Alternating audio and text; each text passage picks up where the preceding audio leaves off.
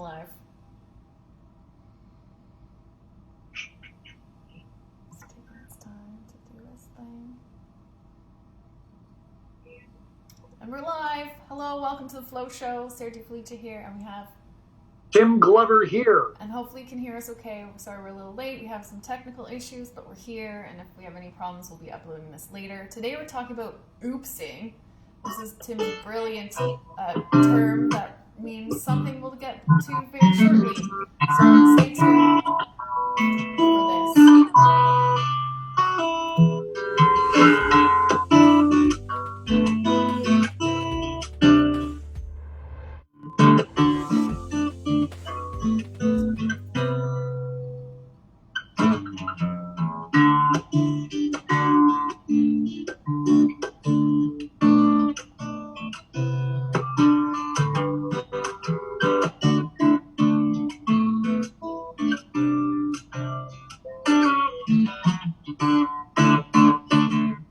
Oh yeah.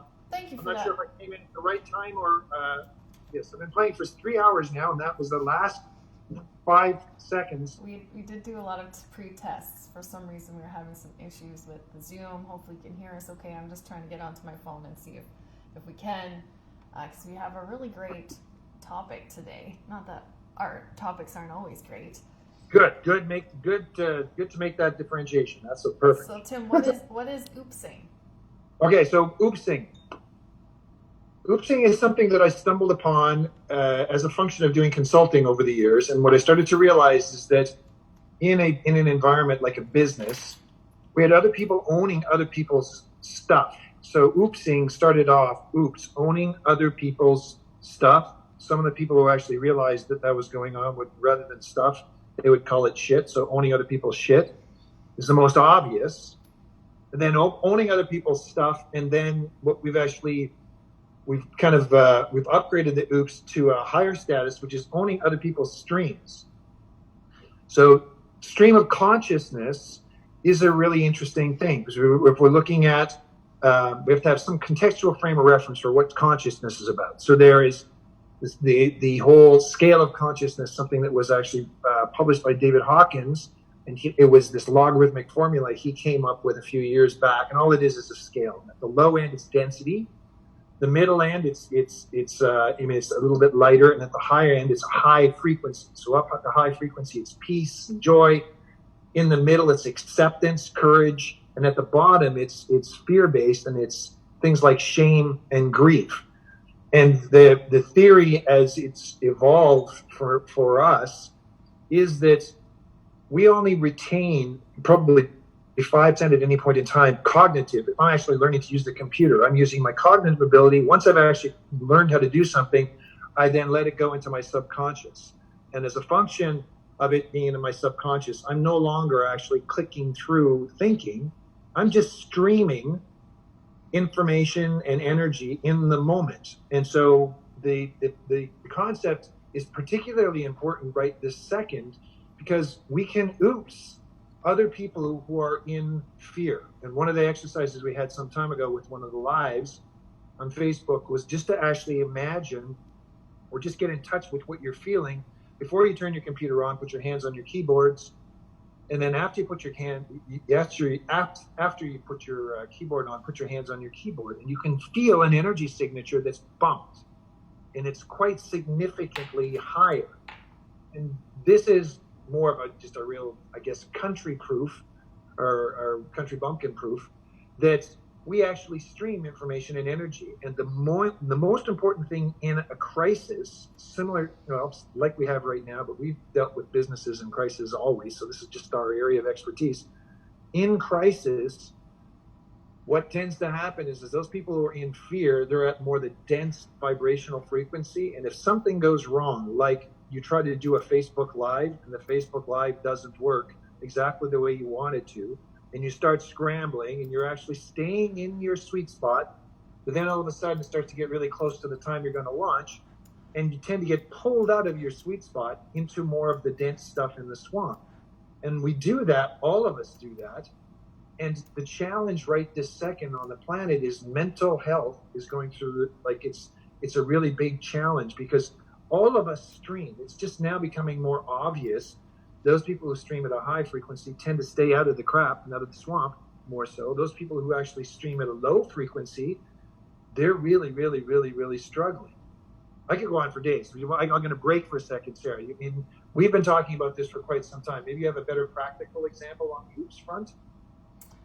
Well, I'll just share. I was kind of preoccupied checking that Yes, sound is yes, given, and we are. But for me, like, yeah, you were the one who introduced me to the concept of oopsing. So just simply even having that awareness of carrying other people's ideas, really, ultimately, about what life is about. And obviously it's so key to be able to transcend, like, this is what we're all evolving out of right now, is these old mind models that have kept us in this density, and really being way showers for completely new ways of being. And it's people like Joe Dispenza and Greg Braden and Bruce Lipton and all these other wonderful people I've been talking about. But for surrounding ourselves around lower density people, situations, it's so easy to identify with those streamed thoughts and carry them as ourselves. So what is some of your practices for becoming aware of the fact that you're oopsing, and then how to let go of that? Okay, so thank you for that segue, Sarah Deeply. Jay. So I'm just realizing, because I've lived with this and understood this concept for so long, I forget to use maybe metaphors and stories. So one client some years ago was talking about this as a difference between we are radios, we are antenna, we actually take in signals, and so we have, if we want to simplify it, we have an AM range, and then we have an FM range. And if we were to look at that, AM would be actually more crackly. There's more distortion in AM radio than there is in FM. FM is there's no background crackle or challenges. So FM is the higher frequency radio station. AM is the lower density. So if we're going to keep it really simple, AM radio, if you're streaming the radio and you're going through the dials to try and pick your favorite station in the AM channel, you're still staying in the dense frequencies. So if we're keeping it, not to suggest there's a direct correlation between AM radio and the fear response down there in the swamp, but there is a correlation, and it's helpful to be able to go and make the distinction between AM and FM and fear response, flow response. The fear response is more the dense energy of fear. When you move and when you walk into a city, because the way energy is dispersed among a population, more people are in fear than they are in the happy place. That's just a typical day in the life of human beings. When you're dealing with something like COVID, we have 80% to probably 90% of people are stuck in the low AM bandwidth. They're actually stuck there because out of habit, we just stream. We don't really pay attention to it because there's no one actually teaching us to start to become aware of this type of thing. And what I'm noticing in social media right now, especially with people who are actually engaged in what I'll call emotional intelligence. So emotional intelligence has a range. And the idea with emotional intelligence is start to become aware that you actually are either you're focused on, or you're stuck in a place where you're actually not in your happy place, you're in the AM station, or you're in a high place. And one of the advice that I just saw a second ago from a big group of EQ people is practice optimism, which is really, really great because optimism keeps you, and gratitude keeps you in the high frequency. There's a little bit more subtlety, and in future programs, and what we're going to do is create some videos around this. To the extent you actually stretch into those high frequencies, you're not able to sustain that high frequency and let go of the AM station. So if you want to play the FM station, you want to play the high frequencies, the real cool jazz, or way out freaking funky music in the FM station dial, you have to learn to let go of your habit of holding on to or oopsing the FM station or the AM station, the fear station, because it will always win if you're not conscious. So part of the exercise is just become aware and then become self-aware that you stream all the time. We call this, you're streaming creative intelligence from above. You're streaming love from below in the earth, and it's grounding love. So if in fact you're actually having a hard time oopsing, one of the first things we tell people is go down the middle of the earth. And go down in the middle of the earth. If your practice is such that, why the hell would I go down in the middle of the earth? Because go down in the middle of the earth actually breaks up this AM frequency and actually just washes it with love. So even though you're actually going through the dense frequency before you hit the ground, if we're looking at the scale of consciousness, when you go down into the earth, you're getting in touch with unconditional love. Mother Earth.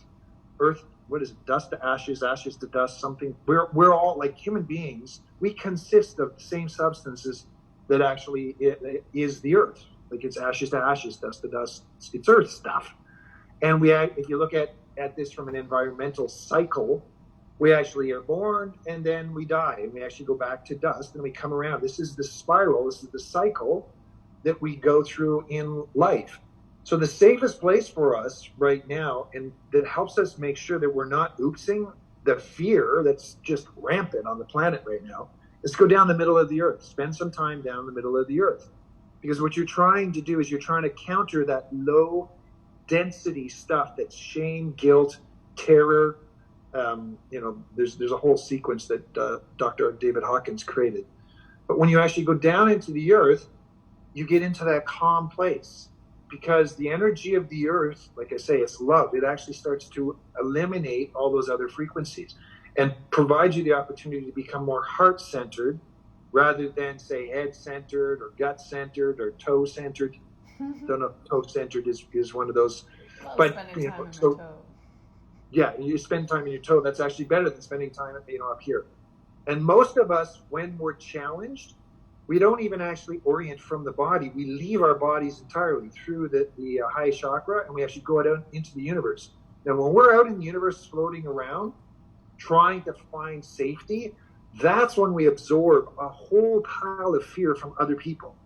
Because that fear still carries on, but we're not in our body. We're not present in our body enough to know that I don't want to attach to that. And when you finally do come back into your body, you're freaking out like crazy and you don't know why. That's because you've oopsed. And so the exercise, really, really quick, you were asking me, what is oops? That's what oops is. You're owning other people's stuff. And then how to actually practice to be able to go and move beyond oops. The fastest practice for sure is to actually go down in the earth. The second fastest practice is to discharge breathe. So discharge breathe is a mechanism that allows you to discharge blocked energy in your body and discharge it down into the ground. You'll notice that the orientation is constantly down. So discharge breathing is you would just actually do a breath. So one of the things that I was taught a long time ago for discharge breathing was to get in touch with wherever I feel angst in my body because it's stuck energy, because I've oopsed other people. And then I'll actually blow that energy out by just going, ha, down, and I imagine it going from my body down through my legs and my root chakra deep down into the earth, about 5 miles. That helps people stop oopsing, and that helps people also ground, which is kind of the same thing. Yes, being grounded in the core of who you are, which is a bit of a challenge for anyone who hasn't fully developed who they are, or for feeling lost, right? So grounding even just into the place of the breath.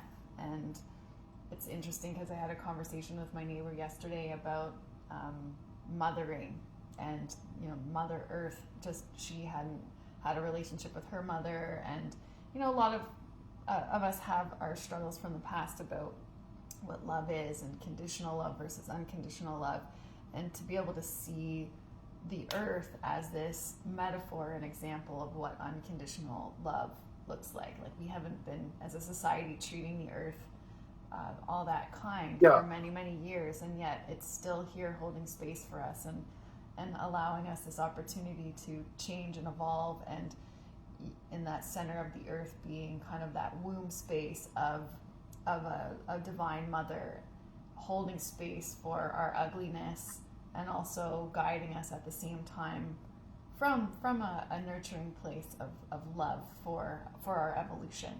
So yeah, that was coming up for me is, what if the earth is the ultimate mother, and it's holding that space for us to really discover deeper who we are individually and collectively. And this phenomenon of oopsing is like what one of the passions that we collectively have is this notion of being the change that we seek. And I think that might have been the title of our last week's episode. And the internal network effect, and this notion of we can bring peace out there by first bringing peace in here. We can bring love out there by first bringing love in here. And the ultimate oopsing would be like we're all oopsing this peace, the higher frequency. Yeah, the higher frequency. And then from that place, we evolve and ascend. Because no evolution obviously happens in fear. It's just really this idea of like, how can I just survive right now in this moment versus, what we're looking to create is this panel of people that are holding this higher vibration that is a higher stream of what evolution can look like. Like, we talk about gratitude and hope and all of these frequencies that will anchor the emotions that we collectively want to oops with one another. But it is challenging. I live right in the city, and I definitely am very present to, how am I waking up in the morning, and, is this me? And it's so important to have habitual practices that you're anchoring and getting in touch with and sitting with your own unique frequency and energy, because ultimately this is why we're here, to express our uniqueness and to express our unique frequency. And it is transcending this notion of fear. However, I think there's bigger players out there that understand that keeping us in fear is an advantage to how they've kind of had control over not allowing us to expand into our unique frequency. And I know this is the journey that I am currently on for myself. What about you, Tim?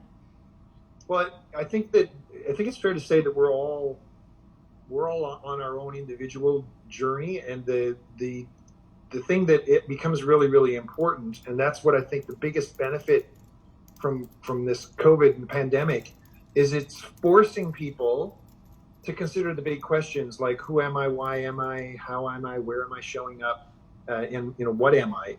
The big questions are not something we actually consider until we're in some form of crisis, even though we would love to believe that we are very, very consciously aware and we're asking ourselves these big questions all the time.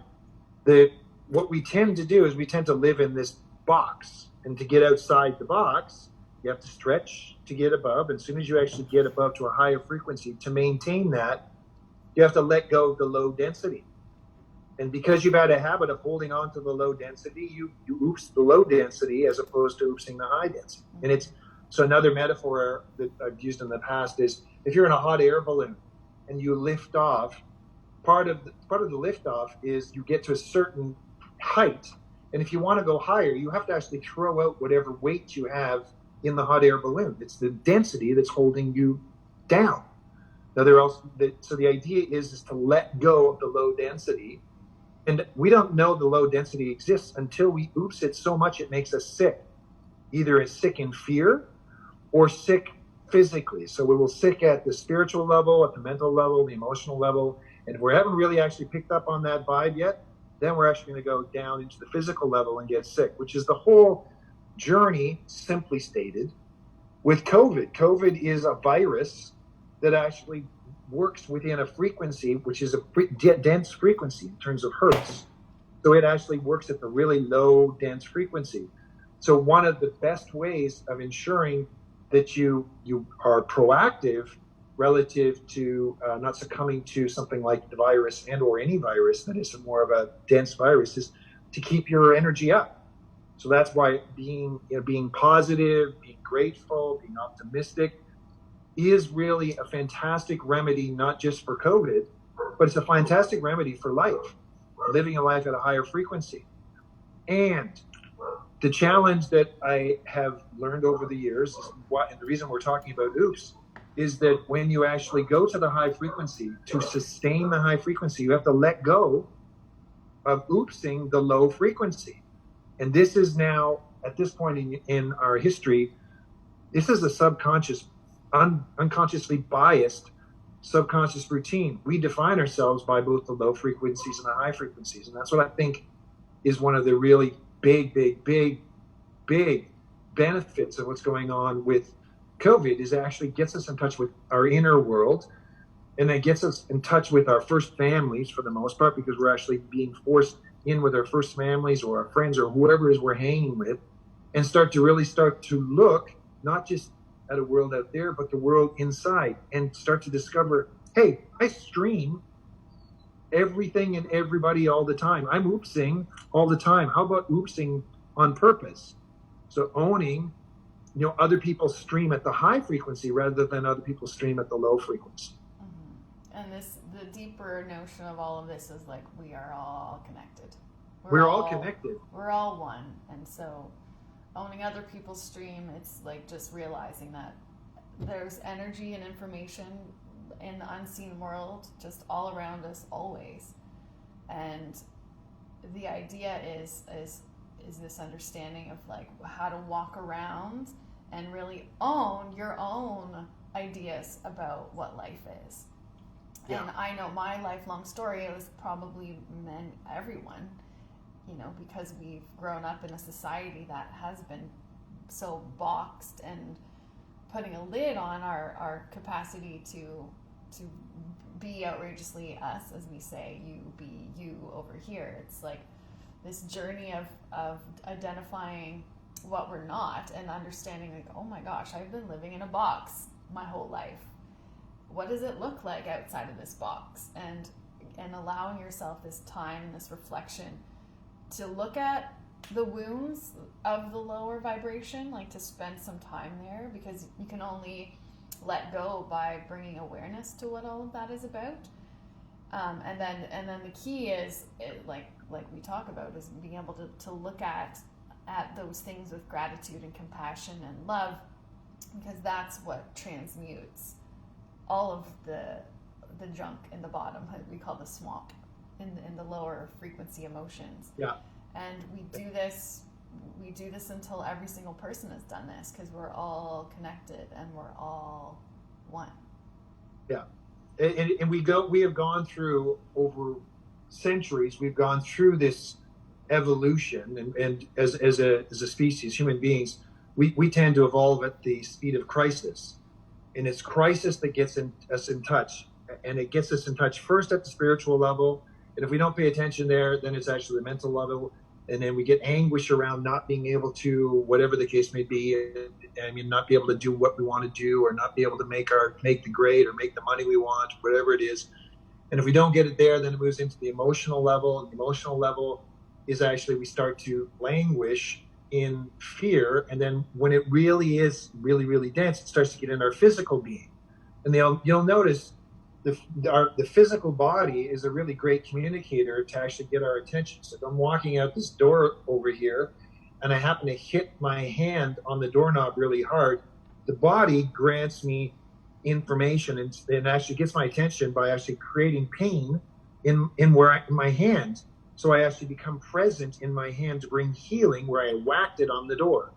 So it first shows up as pain, and then I actually get in touch with it, and by bringing my presence to it, I bring nurturing love. Or if in fact I'm actually not doing the flow response, I'm doing the fear response, I give my hand heck, or the door heck, and I scream at the door in my hand and whatever. And then all I do in that situation is I oops more of that dense frequency.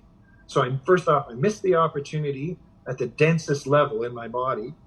And I think that's what's going on with COVID, is we've been missing out on opportunities to be able to go and really grow and thrive.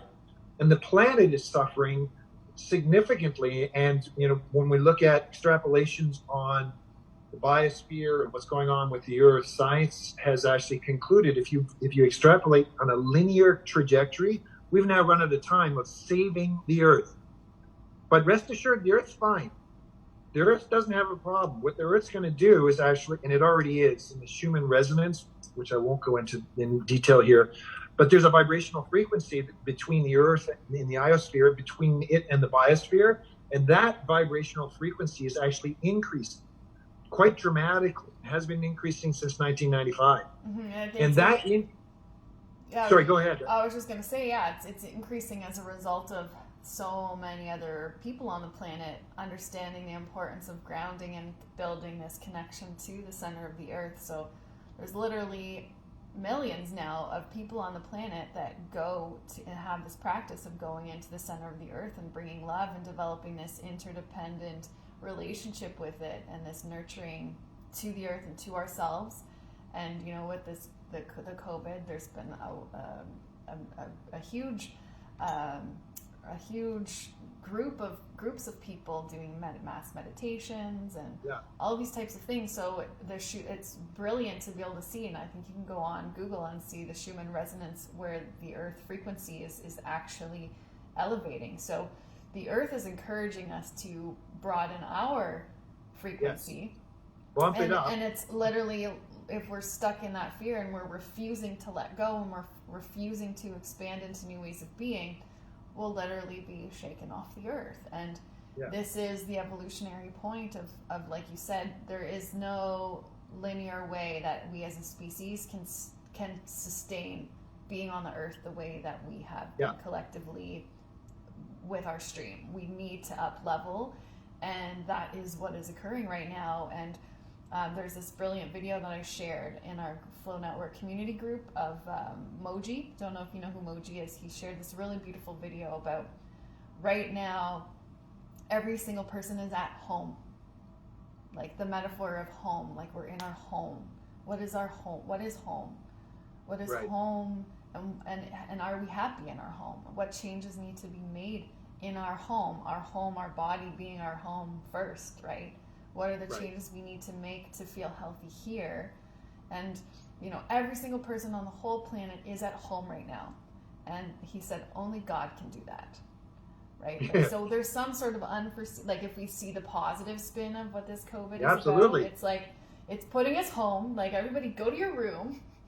You're grounded in a good way. Or not. You're not grounded enough. You're not grounded enough, so go be grounded and use this opportunity of reflection to say, okay, like all of us, this is a reflection of all of us not listening to some part of ourselves that's been asking us to expand and asking get out of the box, to grow and get out of the box. And metaphorically, what changes are needed in your environment, in your home? What changes are needed? Is that you wake up in fear every day? Okay, what changes are needed? What changes do we need to make to our behavior, our habits, our environment in order to wake up feeling peaceful and to wake up feeling like genuinely excited about what life is? Because like, what if that's why we're here on the planet? We aren't here to, you know, to wake up and have all these fears and to do, you know, just have relationships that aren't fulfilling or have jobs that aren't fulfilling. And this is our shakeup, and this is our jump point in evolution, as we talk about. Yeah. I'm so the first post is going to go up on the Flow Network site. Oh my gosh, I am so excited for this blog. I just finished reading it all last night. It's so brilliant. So it's a very cool insight to recognize that so I come from the boomer generation. The boomer generation woke up quite significantly during the 60s, the age of love and Woodstock and everything else. And then during the 70s, here in the West anyway, not so much in the East, but in the West, the system in existence clamped it down. Like they said, okay, you guys are actually you're a rising vibration, and the structure said, we don't want that. Boosh, shut it down. And the boomers were not successful in transforming, but they actually went through the process of telling the kids, you know, their kids, which are now millennials and then Xers, and they're having their own kids, is do what you love. And when the boomers came into the work environment, they were actually labeled with this notion of being entitled, because they came with an understanding that, no, wait a minute, this whole freaking work like a freaking crazy person, and I don't get to have fun, and I have to actually be down in the swamp doing my thing. I don't buy that. I don't like it. I don't like what it did to my parents. My parents even told me they didn't like it because they lost everything in 2000. They lost it again in 2008, and they're losing again now in 2020. So millennials are looking at this, and now all of a sudden the millennials are starting to look pretty sharp from my perspective. They're actually the cohort and then behind that says, this old way of having, doing, and being sucks. This doesn't work out. Like, it's not, why are we doing this? Why are we going through this when in fact all we have to do is start to orient to what we love? And so part of the big opportunity here, and this is the reason why Sarah and I are working so diligently to help build this bridge, this intergenerational bridge between millennials and Xers and then boomers, is to be able to go and transcend this old orientation to basically the work ethic, which is fear response, which is consumerism, which is force, which is funnels that squeeze you until you freaking ouch yourself, and you have to actually buy whatever it is just to shut people up. And we have that raging in social media at this point in time because all the mechanisms being used for consumerism are at play in social media. And what that is doing is causing people to get a little bit uncomfortable and then a little bit more uncomfortable, a little bit more uncomfortable. And we need that. We need that crisis to wake us up so that we can actually start to realize our full potential. So I'm excited for the first time in a long time, because we've been working, Sharon and I have been working in this space of helping companies navigate crisis. I'm so excited that all of a sudden the last 30 years of my life starts to make sense, because all the modeling and all the stuff that we've actually pulled together now makes sense for this particular time. It didn't make sense even a couple of months ago to most people because no one was getting in touch with what it was to be at home and what it was to actually look around your home and go, I'm not too keen on sitting in my room all the time by myself, or I'm not really feeling my heart expansiveness with the color I chose for the walls, or whatever it is. If it starts that simple, hey, start to look at that. Start to do what you love. Surround yourself with what you love. Do the things you love. Be with the people that you love. Love, love, love. That's the whole gig. It is the whole gig. Love is the whole gig. Do what you love. And we are creators, and create with what you love. And just to finish, because we're getting to we're over 30 minutes already. Back to the oopsing thing. Imagine if everybody was doing what they love. And that owning other people's streams, like that's ultimately what absolutely it's about. Everyone's owning, doing what they love, and the people with the lower frequencies, like really looking at like who you've surrounded yourself with, because that oopsing is everybody is interested in bringing you to their level. Right? Yes. It's in their interest to bring to their level, because then they can stay comfortable. Like, no, I don't want to expand. It's in their interest, their own survival mechanism, to bring you to their level. So having that awareness of like, this is my opportunity. Do I want to oops that? Or do I want to, stay anchored in my groundedness of my knowing of what the possibilities are?